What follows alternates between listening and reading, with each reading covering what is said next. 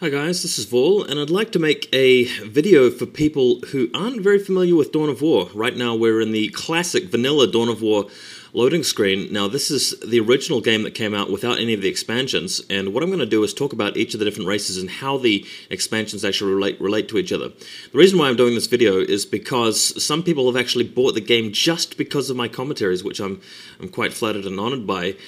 And also because some people are even considering buying the game just to play it because it looks cool, thanks to my commentaries again, and I want to introduce the game to them. So this video is for people who don't know very much about Dawn of War at all.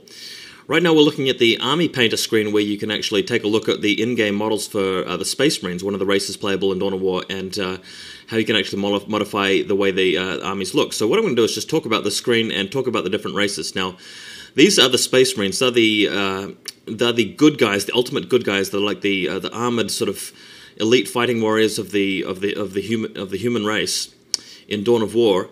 And as you can see, in this game, you're allowed to choose your color scheme. As I'm just cycling through the available color schemes available, and even make your own one up. These are the preset ones, and they've got names for them like the Space Wolves, the Ultramarines, the White Scars, and you can even change the colors by using these menu tools over here. For example, if I just change the sort of trim color here, and you can even randomize it and make some really wacky ones, but we're not going to use that. So the Space Marines are a race that are very focused on, I think, unit heroes and upgrades. They're a race which don't really harass you very much. They stick to their own. They like to sort of congregate in small elite sort of groups with a lot of punch, and their heroes are quite strong, and their hero abilities are very strong. They're not really a race for people that like to split their army up into lots of different bits and do harassment, although they are capable of doing that. I'm just sort of talking about where their emphasis really is, in my opinion. Other people may disagree with me.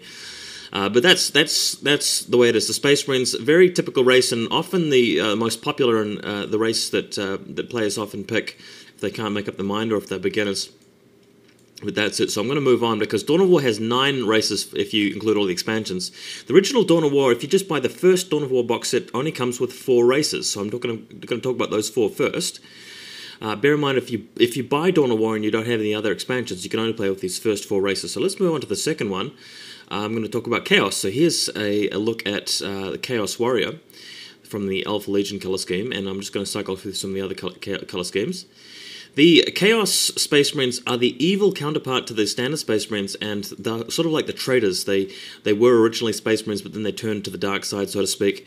And they are the bad guys of the Warhammer 40,000 universe in Dawn of War. Now, in terms of actual gameplay, Chaos, I think, are a little bit more oriented towards hand-to-hand and close combat than the Space Marines are. Their later game tech tree differs from the Space Marines quite a lot. They're reliant on beasts and demons and stuff like that, which really fuck you up in hand-to-hand combat. One of the main early game differences between the Chaos Space Marines and the standard Space Marines are that their most basic unit, the Space Marines have scouts, and the Chaos have heretics. Cultists. Heretics are the workers. They have cultists, which are a hand-to-hand unit primarily, whereas scouts are range units.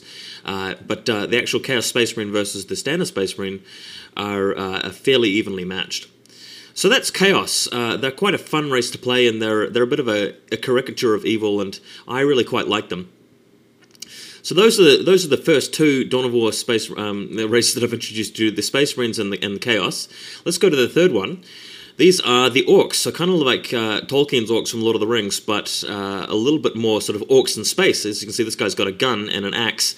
Now, Orcs are a funny kind of race because their background is that they just sort of they go to war just for fun because they really love it, even though all the other races are desperately trying to survive. These guys are just in it for the fun of it, and that's their deal. In terms of gameplay, the momentum is very important to the Orcs. They like massing up with lots of guys, and their weakness is that some of their buildings are actually what contributes to their tech and their unit cap population. So they're quite vulnerable to harassment. If you can stop their buildings from going up, then you can really slow down the momentum of the Orcs and really destroy them that way. But a good Orc player will minimize that disadvantage and really just overwhelm you with a lot of Orcs and a lot of firepower and upgrades. So here's a look at the orcs. By the way, one thing I haven't mentioned is that you can, in this little army painter screen, you can sort of check out what unit vehicles look like. In fact, I'm going to go back to the Space Marines now and just show you a Space Marine tank, just to give you an idea. Here's the Space Marines, and here is the Space Marine tank. And let me just show the tank and some other color schemes. So this is actually what the units look like in game. You're just sort of trying out the team colors for them.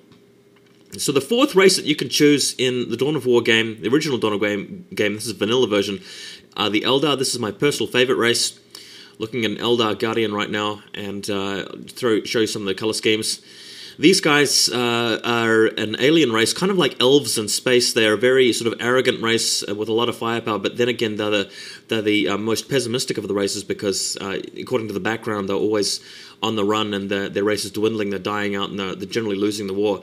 But in actual terms of game mechanics, when you're playing Dawn of War, Eldar are very fast. Their units can be upgraded to run faster than enemy races, and they have a lot of firepower.